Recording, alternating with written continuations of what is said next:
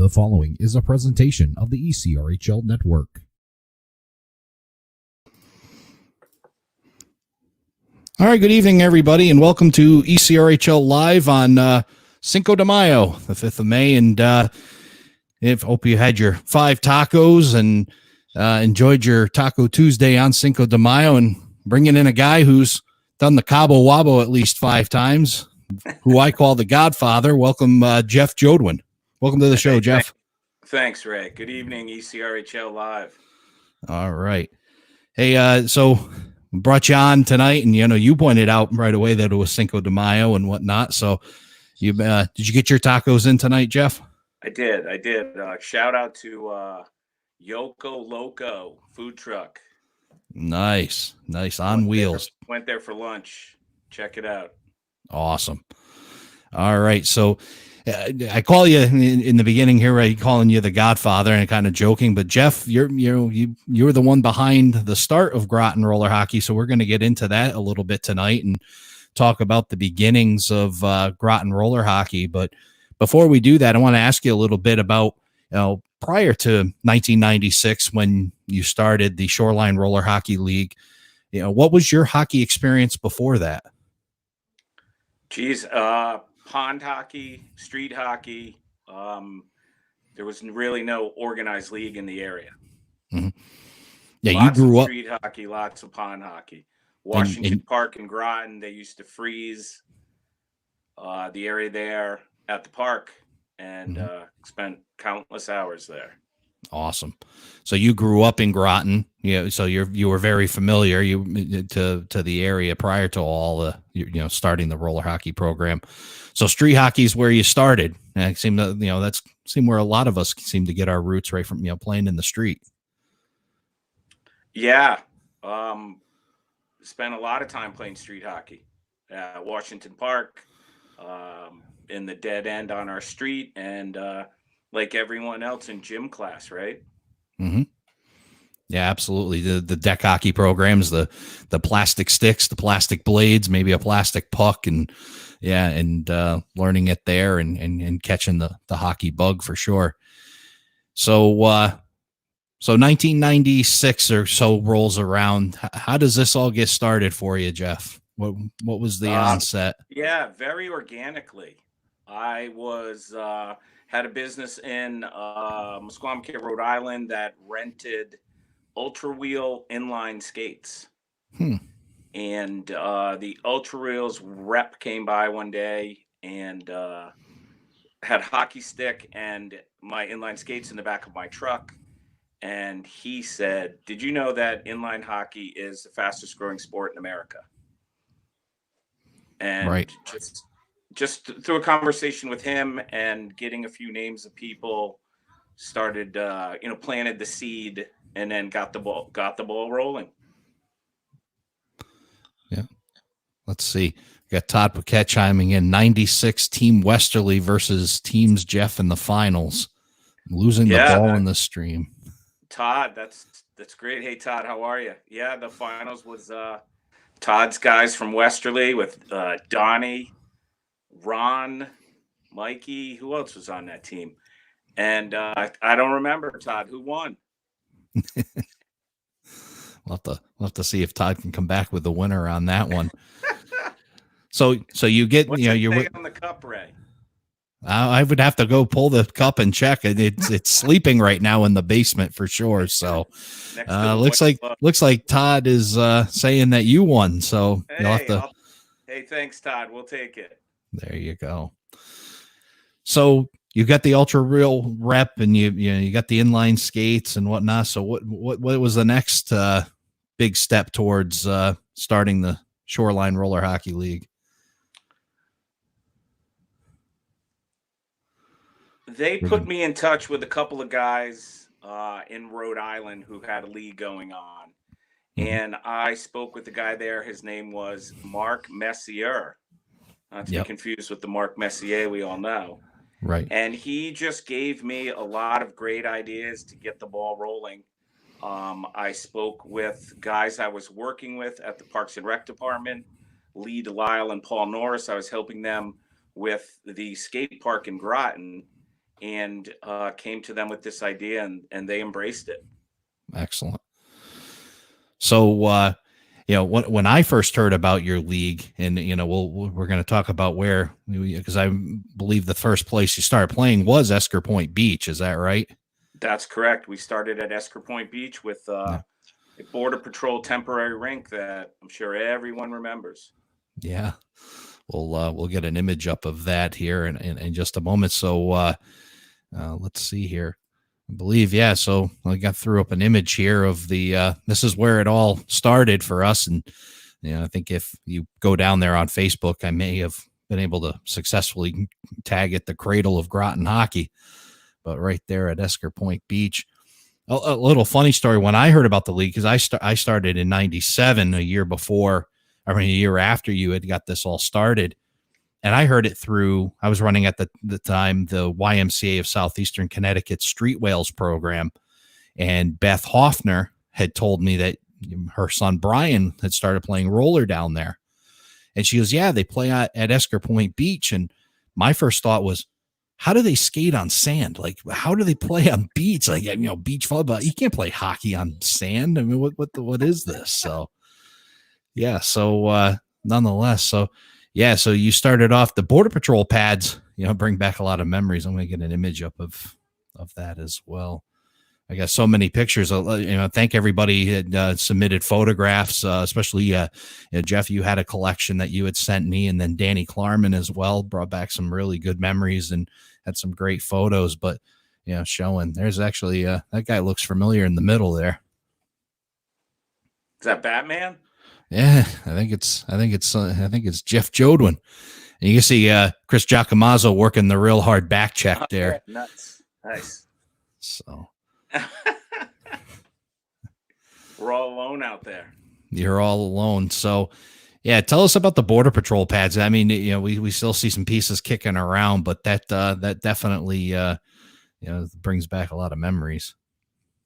Yeah, so I was put in touch with the guys at Border Patrol, who's now known as Athletica, and they offered a very simple solution to be able to pretty much play roller hockey wherever you wanted to. Right. And that definitely made it. I mean, I kind of gloss a little bit over, but the Border Patrol pads made that all possible. He couldn't have played in that open parking lot and had any bit of success. And that definitely, with it being a temporary operation, that was a big part of it. Yeah. Without those, it never would have happened. And then I remember one year as a promotional thing we did at the Groton Shopping Center. We set it up down there and played some games there on a Saturday, just as a promotion. But it was a great thing. It was so mobile and you could take it anywhere you wanted. And fortunate, for us, we were able to keep it right there and to be able to set it up quickly when we needed it. Yeah, there's a photo. Here's another one that was actually shared by Danny Klarman. I'm sorry I didn't tag it. It actually includes you again in here. And I'm wondering where the rest of your help is here, because I see 3 Rangers here with Rich Cobb, Nick Erno, and looks like Tom Haling in the picture, and just you and Danny back. So I'm not sure where your defensive help is. But in this photo, it shows the Border Patrol, and then it had that netting in the back that we'd set up for game days. And yeah, that definitely made the rebounds a lot of interesting for the goalies for sure. Yeah, the netting kind of kept the flow of the game going. And if I remember right, my guys are just outside of the picture, Ray. They're just outside of the frame. Was that right? They're just they're just up the boards a little bit. That's great. I'm just surprised you're back on defense. I figured you'd be hanging up towards towards center looking for that long pass. I'm as surprised as you are. There you go. And it's great. This has a date, 11/22 of 98, late in the fall of 98. Oh yeah. Wow. That's awesome. Yeah. So interesting things I remember about Esker Point, the one that was, that was, sticks out the most is that pond that's, just out of shot here, but it would be behind that goal. And, the ball would go over that netting, because anything that was really shot above the crossbar was going for a long ride down into the pond. And Danny Klarman with his long, like lacrosse stick, like scooper that he would reach in there. And there's I think you had mentioned, there's probably still balls down in that pond. Oh, I'm sure there is. Yeah. Fishing for hockey balls. Yeah. So when the ball goes out of play, and how spoiled we are now to have not glass and all that netting above, and we're still going in the field searching for balls, but back then it was like that was a common thing. We were quite often down there. And the other one that really sticks out to me about Esker Point was the heat. Just how, as much as it was in a nice spot, just how hot it could be on that asphalt. Yeah, blacktop hockey. Yeah, blacktop hockey for sure. It was especially goalies, watching them drop like flies. There was a game I'll share with it. It started with the game before us was Chris Avina was in goal. And Chris Avina looked like Dominic Hasek when he played goal. He had the long cage like Dominic Hasek. He had the pads that kind of looked like he played goal kind of like Dominic Hasek, kind of all over the place, sprawling, kind of unorthodox. He passed out from heat exhaustion. So I was looked at, I said, hey, can you step in? So I get in, and then I'm passing out from heat exhaustion in my game. So it was just passing it along with the goalies. As nice as the spot it was, it could be some brutally hot days down there on Esker Point. Oh yeah, for sure. Yeah. So anyway, I going to share a couple more photos and just make sure everybody, here's one. And I love sharing this photo. Can you tell who that is shooting? Yeah. The master of the slap shot, Chris G. And that's the same slap shot. You can fast forward to today and it's the same shot. I'm pretty sure when you look up slap shot in the dictionary, there's a picture of him there. That it could very well be. Yeah. 12-6. Yeah. Stick straight up in the air, maybe even a little bit beyond 12 o'clock to 6 o'clock shot. And luckily I'm hoping what I can say is I got a piece of this one or whatnot, or maybe he just drilled it off the crossbar, but nonetheless, it didn't go in. So happy day for me. He's also broken glass at the rink, right? Yeah, he has. He sure has. So I want to let's catch up with some of these comments here. Todd Paquette, it looks like the netting was added after our season.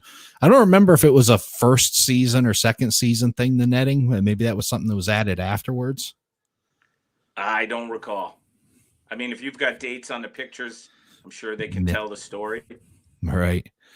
Yeah, Todd, I remember going full speed back pad to the back pad and flying over it. That was common as well. Yeah, that was one thing too. Todd brings up a good point of being able to skate. If you're getting close to the boards, you could jump over the boards, skate around, and then come back and jump back in play.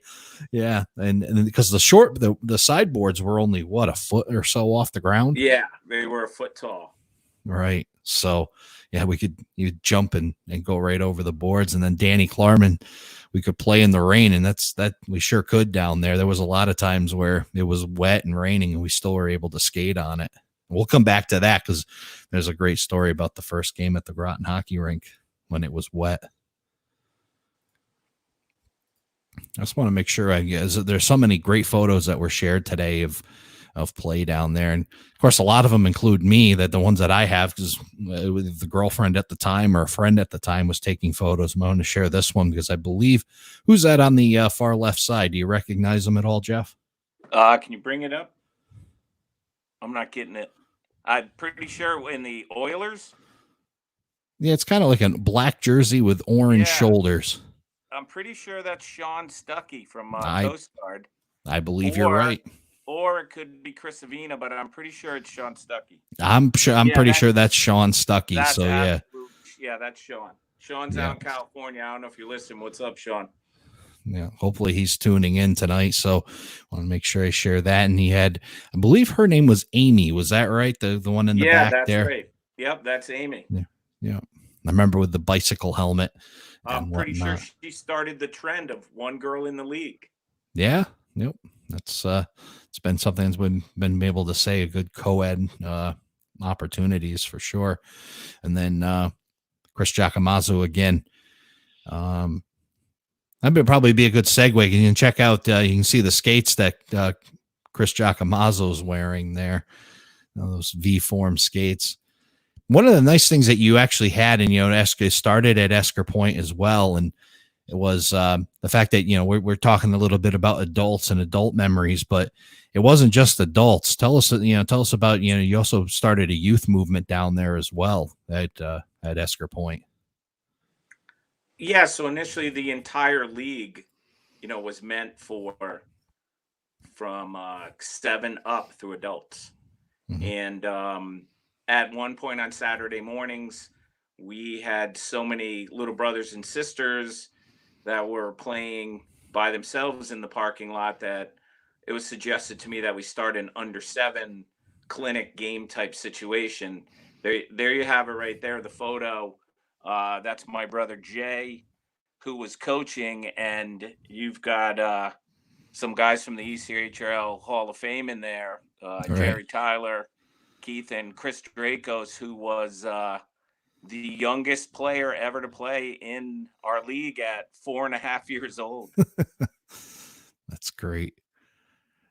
Yeah, that's one thing you can, that's been a huge part in the success of the Eastern Connecticut Roller Hockey League was the fact that, with that youth program, a lot of those guys have come up and actually are still playing or have played in the ECRHL. It was definitely a great feeder program for the adults. Yeah, I mean, I just love to see this photo and know that you can go down the rink on Sunday and see some of those guys still. Keith and Chris, Jerry, Tommy Eschenfelder is one of the guys in the beginning. Just too funny to see these guys. We got Joey Delago here saying there was a Justin in there apparently, and maybe that's what he's referring to. Justin Colette. I'll agree with him. It doesn't ring a bell to me, but yeah, there was awesome. There was just a lot of. I mean, you had youth was on Saturdays. Am I correct? In the beginning, youth played Saturday morning and adults played Saturday afternoon. Oh, okay. Yeah, I'm trying to remember what day. I was thinking about that and what day. Right. Dean. The statistics and the history didn't get ironed out very well until you rolled in. You were the guy who kept track of all of that. Yeah, well, and I try to keep track of most of it, but boy, I've actually found some old records from the middle period there, and some statistics and so on. But yeah, it's definitely only within so many memory banks, and and as I tack on birthdays, it all starts to fade away a little bit. Is Todd asking for Dean Patty picks? Yeah, it looks like, I guess he's looking for Dean Patty kid picks. Yeah, you have to reach out to Dino and see if maybe he's got some. But I'm sure Chad has some. Yeah, there you go. We'll refer him to Chad and see if he can come up with them for him. So youth program going great on Saturdays. You had Saturday afternoons. You had adults, and I think how many adult teams do you remember about? What you had for adults? I remember at least 4. Can you say that again? I lost you. Oh, sure I can. So we had, a good, good strong youth program. I think the youth each bracket seemed to have like 4 or 6 teams in it or more.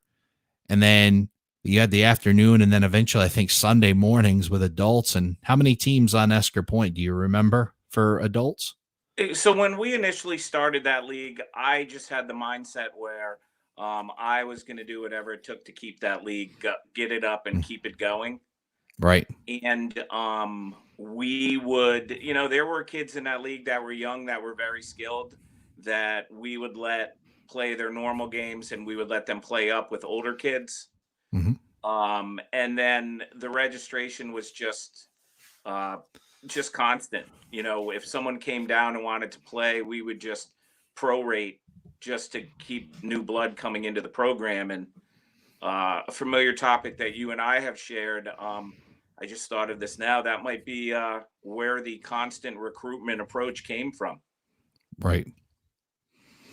But Yeah. you know, Which, I also had lots of help, like you said, Beth Hoffner, Ann Haling.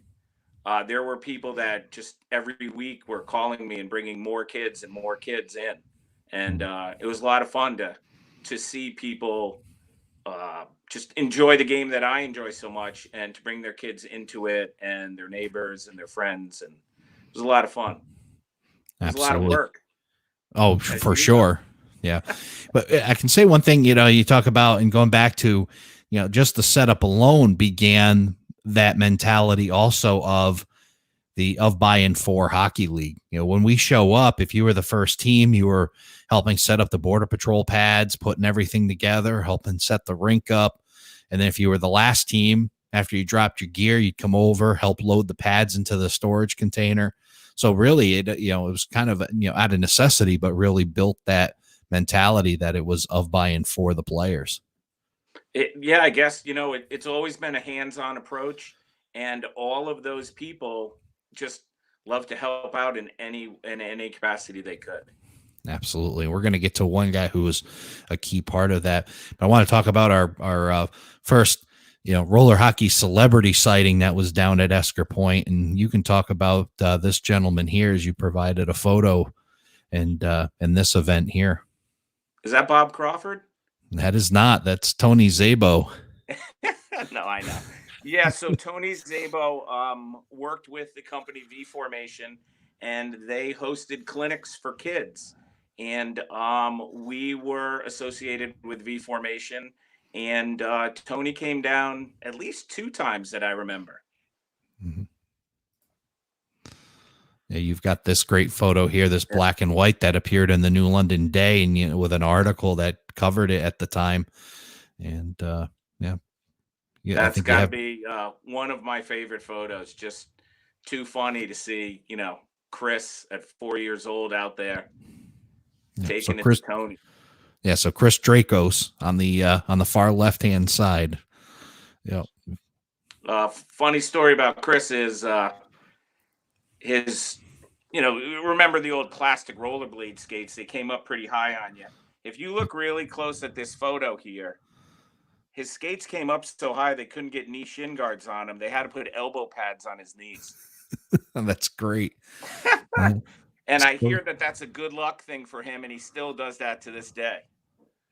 Oh, is that right? He wears elbow pads on his knees. That's great.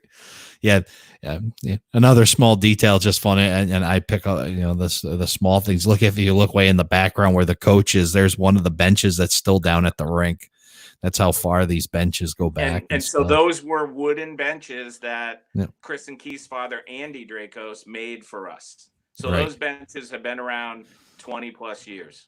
And still working today. We still have them down at the rink. I'm sitting aside. So you talked about one of the guys, that really, changed the corner. You were down at Esker Point. You started in '96, and then I believe it was around the late '98, early '99 era that we were able to make a move and really brought things way up with the acquisition of the Groton Hockey Rink, and then and that a lot of it can be contributed to one guy. So I wanted to talk about him a little bit, if you would, about Rich Cobb. Yeah, Rich Cobb put us from the minor leagues into the majors. He was a player in the adult hockey league, ice hockey, men's league at Connecticut College. Yeah. And he was friends with a guy we've all become friends with, Phil Sienna, who ran the rink over there. Uncle Phil, yep. Yeah, Phil mentioned to him that they were getting a brand new hockey rink, and I believe Rich started the conversation, well, what are they doing with the old one?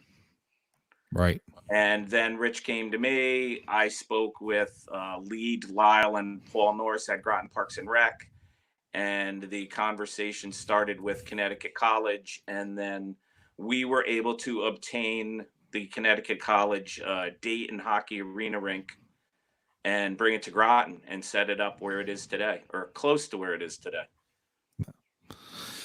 Yeah, so that was you talked about that, and all another grassroots effort to acquire the rink, transport the rink, a line of pickup trucks taking it down, lining up, taking it down at Dayton, transporting it over the Gold Star Bridge.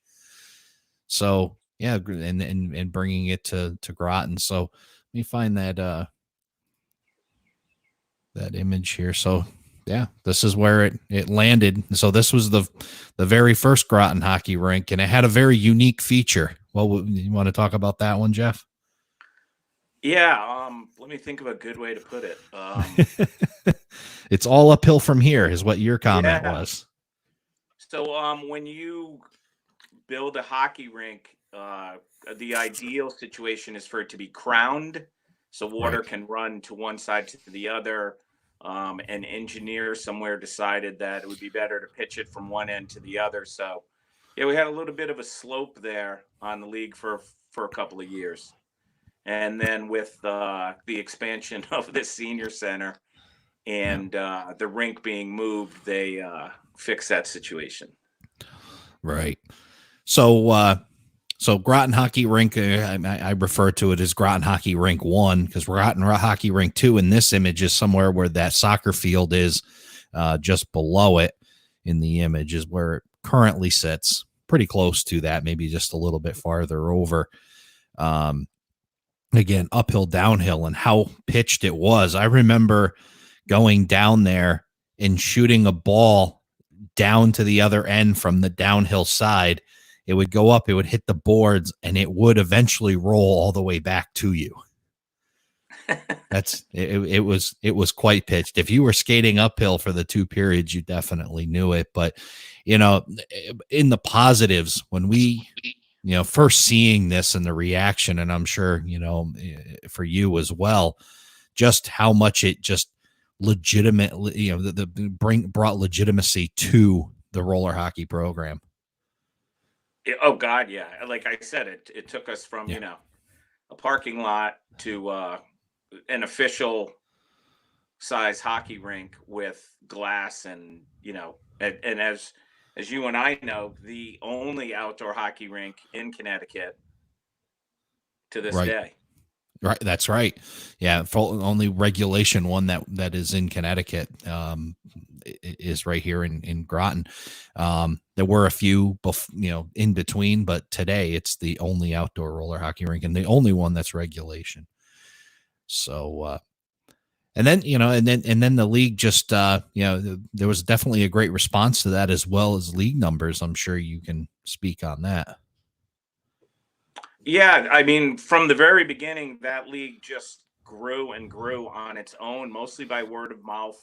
And for us adults there, we would have that Wednesday night pickup league where you would get guys to come down, and it was kind of a scouting for us. Some guy would come in, and we would say, "Whoa, who's this guy?" And we would all try to pick up a new player for the team. Right. Yeah, we saw teams like Cranston. Cranston sent a team. That was part of that early Shoreline Roller Hockey League time.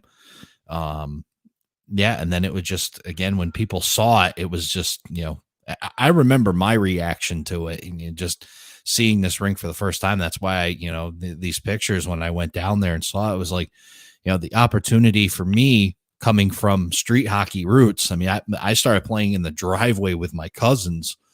And we all started in the driveway, right? We all started in the driveway, but starting with my cousins, and then we maybe put a piece of plywood up behind the net to hold the ball back, and we thought that was great. We don't have to chase it off every time we shoot wide of the net. And then then Border Patrol down in Groton at the Esker Point, and then to this, it was just, holy mackerel, I get to play in a real hockey rink. I didn't play any ice. Talking about, you kind of have a similar background where it wasn't anything organized ice hockey. That was just a really cool opportunity for us. Yeah, I agree. Even to this day, it's pretty cool that we have that facility there. Right. Yeah. Mark, I'm not sure about White Rock. Maybe Jeff, you know anything? What wasn't White Rock also a rink before it was ruined? I'm not sure about that one. Yeah, we did have a rink there for a temporary amount of time. It didn't work out for us. Right. Okay. Yeah. That must have been in Rhode Island, right? That's correct. Yeah. Todd's saying it got defaced by skateboarders. So, but nonetheless, we've actually had a really good, relationship with, we've very minimal issues with us. We've been very fortunate down there to not have that kind of thing. And I think a lot of that grassroots, we got a lot of guys that keep an eye on the rink. We've got, that mentality down there that it really is our rink and we take care of it as such. It's our house. That's our house. You're right. So we get back to some of these great photographs, with the first day. So we get the Groton Hockey Rink set up. You talked about that. It's paved. And then we get to the first game. And then this was a kind of a fun story because this was the very first game at Groton Hockey Rink. And both you and I got to play in that first game and whatnot. So I'll bring that photo up and, let you tell if you recognize those two guys in the photo. Sure. Mr. North Carolina, Eddie Jones. And then I don't know if Eddie's listening, but we have to give a shout out to him. There you go. So, Eddie, hope you're doing well. That looks like Phil Easty. That is actually Matt McGoughlin. Oh, it is Matt. Sorry, Matt. Yeah, it's all right. And then I'm not sure who's the referee. He's got his face hidden, but it almost looks like Joe Scott, but I can't quite tell. It kind of looks like him, either. But I'm not sure. But I'm not sure if you remember this first game, whether you're wearing V forms like Eddie Jones or just, straight inline skates like Matty or whatnot. This was the first game, and you can see by the gloss on the surface, it was a extremely foggy morning. You can barely see through the glass in the background. So condensation for sure. And the only guys that could move were Danny Klarman and I. We were both wearing sneakers in goal. And it was probably about the slowest roller hockey game that we had ever played. This is still from that same game here. Oh, that's great. That's Rob McClung there with the big slap shot. Yeah. And then, there's Phil Easty. He's wearing the white helmet for Seahorse. Yep. Mike Cody behind Phil Easty. Yep. Phil. Is that Matt holding his hands out? That's Matt holding his hands out.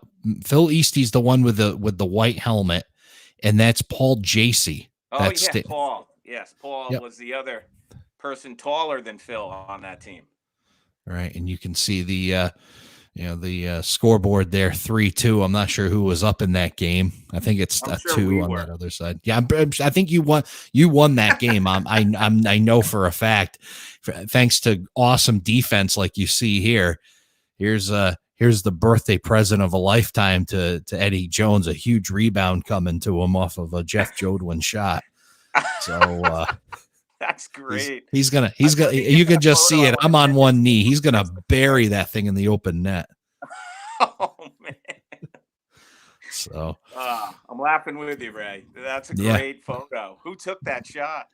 Probably one of my relatives or a girlfriend at the time or somebody of that nature. So yeah, that was, that's going to be a massive rebound. And you can see there's just a ton of defensive help from that Seahorse team. Oh man, that is great. Yeah. They were probably all falling down trying to skate. I mean, it was like rooster tails and, people could barely move. Yeah.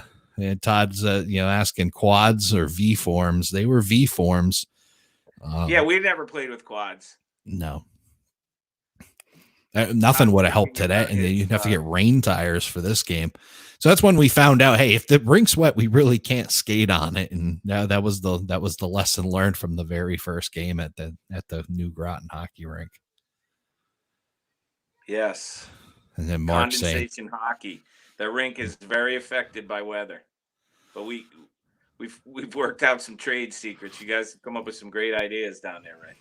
Yeah, we've made drying the rink a science for sure. And there's still days. I mean, if it's raining, obviously there's nothing you can do about that. Or if it's near 100% humidity, it's a loss. But yeah, we've come up with some really creative ways to get the job done down there. And again, volunteer effort and you know, getting guys down there to help. And that's just been, like you said, from day one to now. That's great. Shout out to Mark Shimura. Thanks for chiming in, buddy. Yeah, core sports in their heyday, that's for sure. So yeah, and then there's another one of you down at the Groton Hockey Rink, and Jeff McLaughlin. Jeff there, and Danny in the background. Yeah, two guys who were a big help at the beginning of the league. Dan always willing to help out, and Jeff McLaughlin, besides playing on my team, was a coach for his son Matthew's team, and he had his daughters in there as well. They played. Right. Yeah, Danny talking about the long nights stuffing envelopes in the dining room, back to the grassroots of spreading the word about the, you know, this is, you know, you started a league. I mean, I'm fortunate to have the ability to use technology, social media, internet, and whatnot. But I mean, you started this in the days where email was still fairly new. I mean, no, Ray, I wasn't that technically proficient, and I was super lucky that Mark Messier had come up with a routine where they put flyers into the school systems.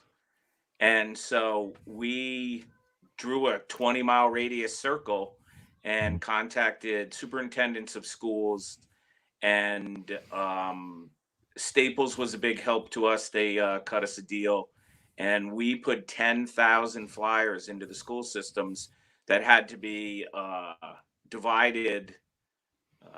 There's a term for that, right? When you go to the print shop, collated, and yeah. So the machine didn't collate then, so we had to divide them up in stacks of 25 and then deliver them to the schools. So that's initially how that push got started. So I would say out of those 10,000 flyers, we ended up with roughly about almost 100 people in the beginning there. Right. Between all the kids teams and the adult teams. Definitely under 100, but roughly 100. Yeah, that's a very impressive effort on really boots on the ground grassroots effort from you and the volunteers back then. Yeah, it was absolute guerrilla marketing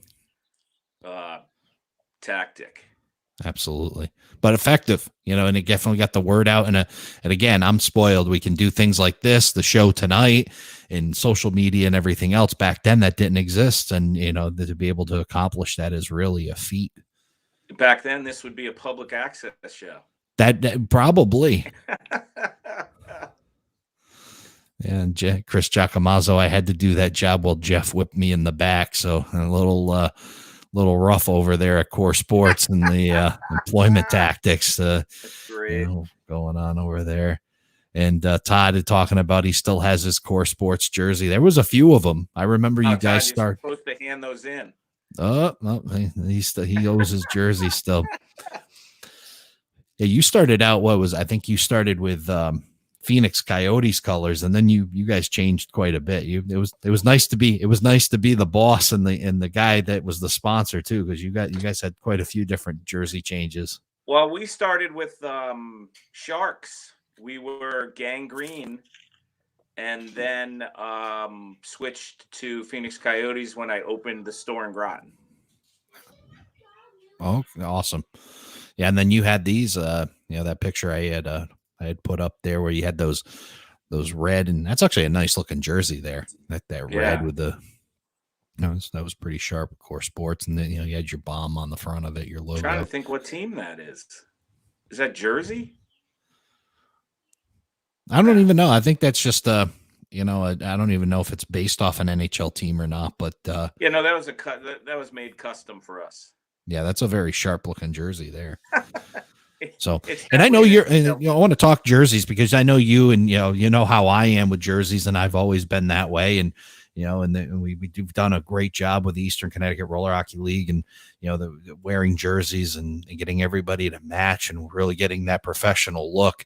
And I know you're a big, you're right there along with me on that mentality. So you know, and one of your big things is pants. And, you know, we talk about the black biscuit stuff, and you did, you know, pants for your team and got that really sharp look. But I'm wondering if you ever really endorsed that look, which is the cowboy with his very tight jeans. I'm not sure how that came about, but he was in a league all on his own, the cowboy. There you go. That's great. That's a great photo. Those jeans do not look regulation. I'm just going to leave that there. Man. I don't think we had any regulations for that particular time. That may have been the reason to start them right there. Oh my God, that's too funny. You know, there's a saying, you look good, you feel good, you play good, and that's the truth. Absolutely. Yeah, Carrie Murphy checking in. Great show, boys. Thanks, Carrie. Thanks for checking us out tonight. And Dave Gardner up in Eastern Mass checking in. Remembers the V forms. Yeah, those were the thing at the time. Yeah, I wish I still had mine.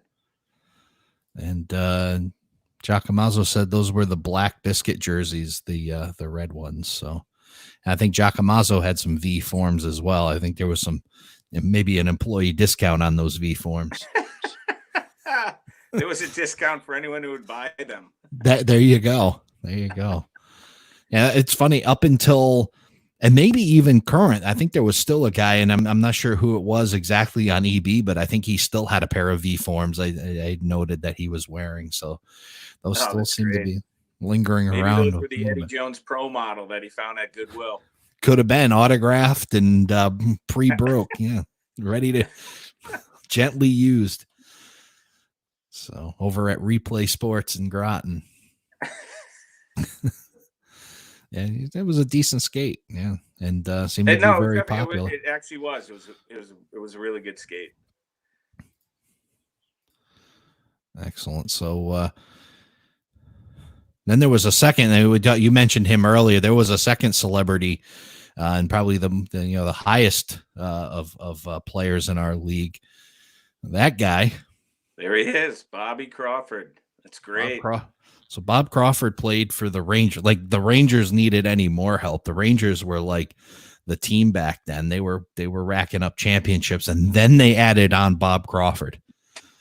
And for anybody that doesn't know Bob Crawford, besides being famous for being Scott Crawford's dad, we're talking about a 7-year NHL career. I looked up his stats: 246 NHL games, 71 goals, 71 assists, 142 points. In that 7-year career with St. Louis, Hartford, and the New York Rangers and Washington. So a couple different teams. His highlight year, 1983, 1984. I know you can remember that year, Jeff, where he played in 80 NHL games for Hartford at the Mall. 36 goals, 25 assists, 61 points, 32 penalty minutes. He had a career 72 penalty minutes. So that's a great photo. Definitely interesting to have Bob Crawford there. He could pretty much score from anywhere. Yeah, but you know what? The guy was just such a good guy and such a professional that he just came down and skated with us and had fun. He never really, put us to the NHL level. Thank God. Although I think you saw a couple of those go by. Right. Yeah, he. There was only one game I caught up to him, but I don't think he was feeling his best that game. And I tell that story privately and off the rink, and it's quite a funny one. But I thought I was catching up to Bob to find out Bob was not in game condition to even be playing, and he still scored on me. So it was definitely neat to be able to go and play against Bob. But like you said, gentleman player down there, knew where he was. Love to set guys up and make the pass and whatnot. Mark Chimura saying EB beat the Rangers in the finals with Bob Crawford. So big accomplishment, EB. Very competitive. That's because Mark Chimura was on the team. Yeah, that's for sure. Yeah. And Dave Gardner saying we're all going to be so out of game condition when this. I was out of game condition before this started, so I'm not sure about you, Jeff. I've been out of game condition for quite some time, Dave. So, yeah, hopefully everybody's can grab some skates and hit the pavement or something and go back to your roots and go back to that street hockey stuff and stay in shape and stay. Joe Scott goaltending for EB is still hurting from a Crawford slap shot. Nice. So that's some great memories there. Some players that we had, and Bob, being able to play in our league and to be able to say, for all of us, we got to play against a former NHLer. Just a really cool thing to be able to put, say.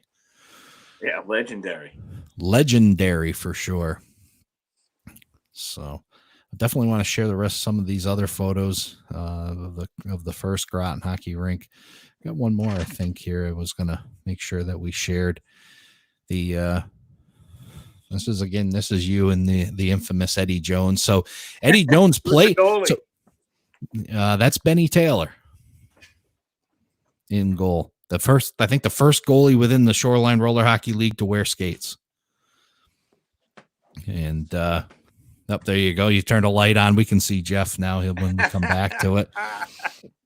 But Jeff, I guess this is your scoring opportunity. Talk about, one of the things that you've been able to do, and I think it's really cool, and even to today, is your ability to spawn off teams.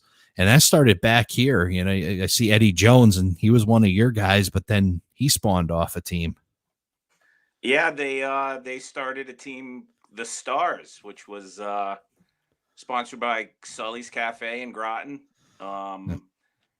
It just, I don't know, Ray. The constant recruitment, just being able to find guys that wanted to play and putting teams together. Never giving up. Right. It's, I spread your message, and if anybody's heard it, it's just me echoing the things that you've talked about, which is, it's about, hey, who do you know that wants to play? And when you ask them, it's all right, who else do you know? And just keep that message going, and it doesn't stop. Yeah, you're right. And it's, it's worked. It's a proven system. Sure is. So you spawned off that, and Todd wants to hear about Jeff's latest spawn. Even in the current league, you started with the Voodoo team, and then your next spawn. Actually, you know what? When we started back up again, it was the Crystal Rock team. Okay. And then. So you were on Crystal Rock? Yeah, we started that whole. There was an initial push in, is it 2010? Yeah, somewhere around there. Yep, that's when the league restarted. So I received a text from Danny Klarman on a Sunday asking if I was interested in getting back into the league, that they had roughly about 20-something guys, and they were looking for more guys, and he thought I would be able to bring in a team. And so I went through my phone and contacted everyone I knew, and was able to round up a team. Chris Discordia was able to round up a team, and then EB came back to the league when they found out that we had more teams, and then that Matt McLaughlin got us a sponsorship through Crystal Rock, and then after that, it was a Voodoo team, which spawned a Sound Home Builders team. Yeah, which was the Hayes Services. And, once all of this is over, we're going to have another team. Right. So, you've, the Sound Home Builders, that was a great spawn there, because that was the Dracos brothers starting their own team, bringing that old name back. That was one of the first teams, the Sound Builder Rangers. So, that was a great tie-in back to the history of the league by those two starting their own team. Yeah, that was actually a really fun moment, because Brian Flynn and I, and some of the other guys in the league, probably yourself as well, we were racking our brains trying to think of guys we had already played with to try to get them back in the league, or for someone they knew. And it seemed like that age category, 35 and up, guys are getting married or having kids, or they were golfing or whatever, and they weren't interested in playing roller hockey. And I ran into Tim Kolnoski, and the first thing he said to me was, I want to play roller hockey. And I remember immediately calling Brian Flynn and telling him we were looking at the wrong age group, and that these guys who were kids when we played before were now in their early 20s, getting out of college, coming back home. And, within a matter of weeks, I was turning kids away, to be subs because there was too many kids. And I even knew in that moment that they were going to make their own team. And it was kind of interesting because at the end of the season, Keith Dracos came to me and he said, it was kind of funny. He said, I got to talk to you. It's important. And I said, I already know what you're going to say. You're going to start your own team. And he was like, how'd you know? And I was like, I knew weeks ago. So that was actually a fun moment to see all of those, I guess, I don't know if we're calling them first generations or what, but to see them grown up and come back and still play. And I would say first, yeah.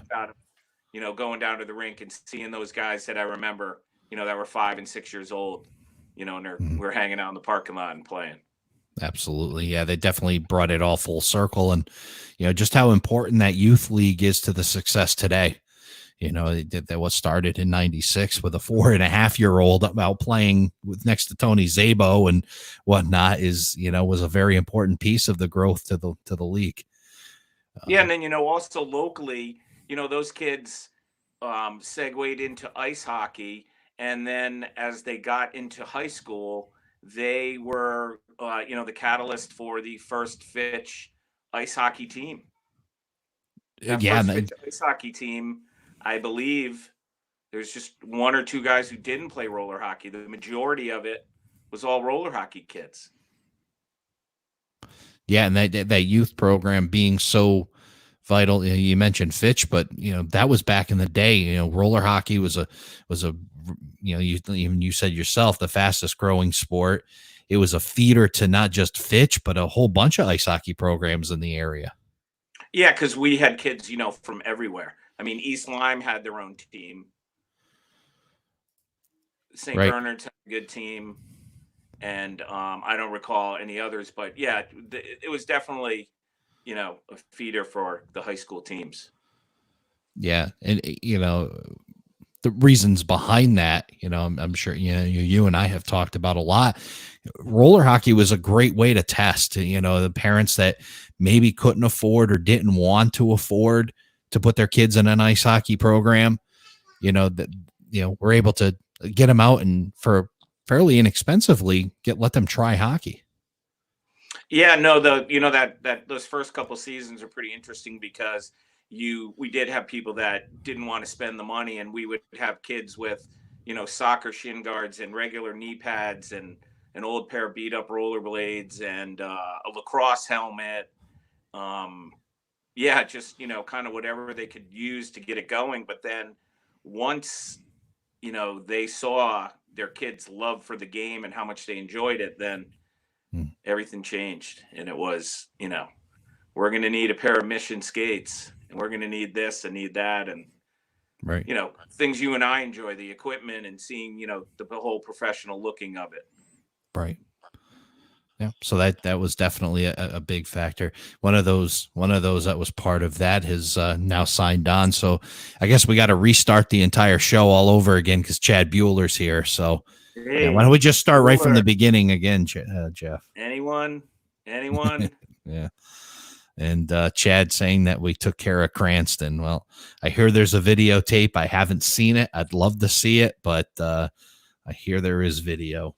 Maybe someday we'll get to take a look at that. Save that one for the highlight reel. That'll be a pay-per-view event. So, yeah, and so one of the things that that we've talked about, we've hit quite a few things tonight talking about Esker Point and the volunteer efforts down there of setting the brink up and stuffing envelopes and all these other things that really were grassroots initiative, volunteer efforts of buying for, and really, that mentality has continued today, and even your participation in today's ECRHL in what I call, the Groton Hockey Rink 2, the second version of it, when that senior center was expanded and they put the rink up, and thankfully they did. There was an opportunity for them to take it down and move away from it, and we're so thankful that they chose not to. And now we have the opportunity to be in our rink. And your volunteerism with me, you worked with me in, a lot of different aspects. One of the, we did that rink project over the winter where we expanded the bench area. You've been a part of that, and installing the netting and whatnot. So all of that, was, based on that spirit of volunteerism that started right back at the beach.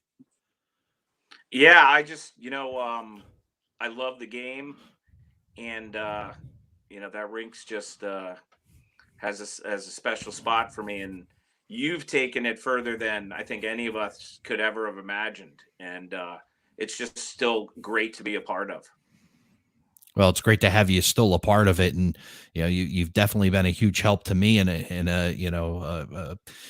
definitely sit within the council of people that I reach out to for suggestions or whatnot, and it all comes back to that same mentality of we can do it. There's not a can't that really exists. It's just figuring out a pathway to do it. And you and I have worked in many ways. One of being Dasher Board ad sponsorships. That's been a huge part of your contributions, in the modern time. Yeah, I mean, where else can you advertise for your business for $300 a year? Right. There's only a few spaces left. Get them before they're gone. That's right. So we've done that. We've built ourselves a great network of businesses, and a lot of them are related some way back to Groton hockey and whatnot. And Brian Flynn chiming in here and saying he bought his first pair of missions from Jeff back in 96, 97. Flynn may still have those. Who knows? In like Flynn. Yeah, Flynn and I had a show last week that was a lot of fun. We talked about, the Steve Lambert era, and we mentioned, your contribution even to Steve, you signing him to my team really changed my life, for the better. So there's a lot of tie in there. And Todd, with some kind words. Jeff has been a major factor, encourager, supporter, even with our Warwick team, and continuously throughout the years. Thanks, Jeff. Looking forward to skating with you soon. I think we're all looking forward to skating down there at that rink soon. And Flynn knows it, the godfather of Groton hockey. And I was right. He does have them. So Flynn still has proto VSIs. That's awesome. Flynn still has them. Maybe he'll hang them up on his wall, bronze them, and hang them on his wall. So, I just want to say thanks to Todd before we get in too far. Appreciate that. Yeah, thanks, Todd, for checking in, and thanks to everybody who's listened tonight and whatnot.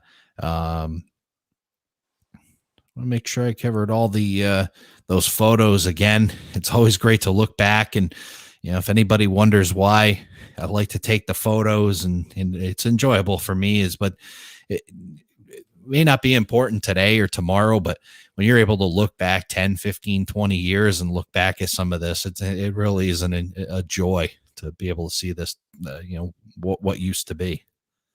Yeah, those photos are great. It was fun digging them out this morning, and you have definitely raised the photo game down there.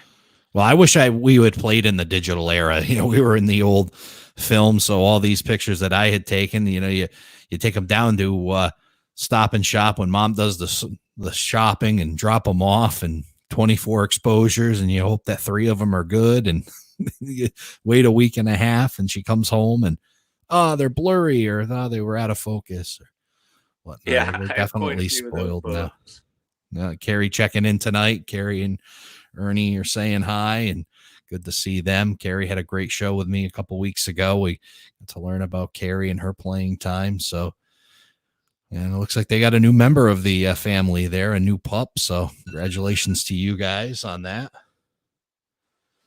Hey guys, how you doing? To get that dog on a board soon. Yeah, that sounds like that's what they're planning on doing. They're going to go out and paddle in the summer with their new pup. So that's great. So, I think we covered all the photos. I want to just make sure that we got to all of them. Thanks again to everybody who had sent in their photos and shared them. I hope I got to everybody's. I may have missed a few. I apologize for if I did, but nonetheless, it was great. Reminiscing about the old days back at Esker Point, and then the first Groton Hockey Rink in the league, and then up to today. And as we got a good story from Chad here, so we can't leave without sharing this. I wish I still had those V forms I demoed when Jeff's son broke my leg, so I would burn those terrible skates. So not a good review on the V forms from Chad Bueller. Yeah, don't mess with my son Josh. He's a killer. That's great. So, well, Jeff, I will wrap things up here, and I want to thank you for coming on and sharing some of the stories from the beginning. And, I want to thank you personally for the support you've provided to the ECRHL and to Groton Hockey. It's been an important part. Our roots are run deep, and, they're laid on, the foundation of what was set down there at Esker Point with the volunteerism and, the of, by, and for league, and that continues today. And that's the spirit that you were able to help develop down there. So my appreciation to you for all of that. And then again, your continued help of accomplishing projects down at the Groton Hockey Rink and moving the league forward. Each year we seem to just find another way to fine tune the project and just get a little bit better. So thank you for all your help with that. Oh, you're welcome, Ray. Thanks for having me on. It was a lot of fun. I'd just like to thank everyone who, through all these years, has helped out. And Ray, just want to say thanks to you for keeping the dream alive and making that league far better than any of us ever imagined. Well, it's an honor and a privilege, Jeff, and whatnot, to be able to carry the legacy on. I want to share with everybody that next week we'll have George White on. And George and I are going to do a interactive show, something a little bit different. We're going to do rules trivia where everybody can participate, and we've got a couple sponsors. For prizes for the trivia, we've got Captain Scott's Lobster Dock, who's committed to a gift certificate, and also Jeff, your business, Adventure Mystic, who's donated a gift certificate as well for the winners of the trivia. So everybody tune in next week for that. That'll be Tuesday night at 7:00. Best bet on that one, and I'll share a little bit more, is to log in on YouTube. YouTube's a little bit faster than the comments. You'll comment your answer in, and the first who comments the right answer will get the point. And we'll do that next Tuesday night. So looking forward to that show. So real quick, everybody who has joined us tonight, you can check out our website, ECRHLhockey.com. If you joined us on YouTube, you can check out our Facebook page as well. That's facebook.com/ECRHL Hockey. If you're on Facebook, you can check out our YouTube channel and check out past shows as well at youtube.com/ECRHL Hockey. And if you ever want to contact us or get yourself on a team, you can contact me at ECRHLhockey@gmail.com. Jeff, thanks again for joining us on ECRHL Live. Hopefully you stay well, and hopefully we'll see you back at the Groton Hockey Rink soon. Thanks, Ray. We'll see you down the rink soon. See you guys. Excellent. Thanks, everybody. Have a great night. Enjoy your Cinco de Mayo.